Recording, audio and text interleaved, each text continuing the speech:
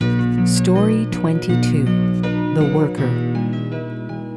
All over the world, there are those who labor with their hands, and there are those who work with their brains.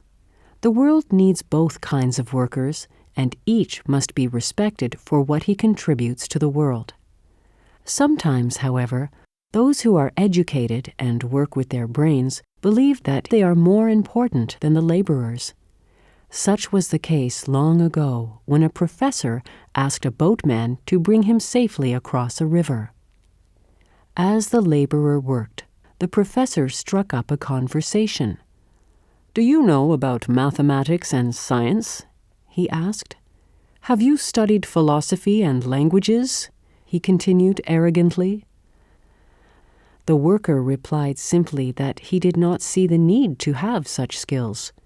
The professor scoffed at him and said, "You have wasted your life, good man. These skills are most useful to a man." Time passed, and the boat came to the middle of the river. The water was deep there, and the current swift.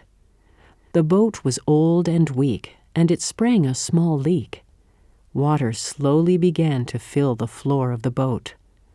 The boatman looked at the educated man sitting deep in thoughts, thinking about his mathematics and philosophy and all things scholarly.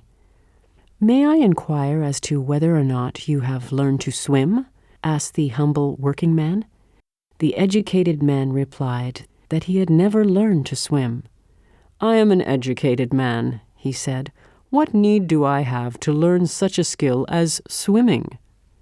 The boatman watched the water as it began to come into the boat more quickly. "That is too bad, dear educated man, for it means your life has been for nothing. Look and see the water coming in. Our boat is sinking, and the river is deep and wide."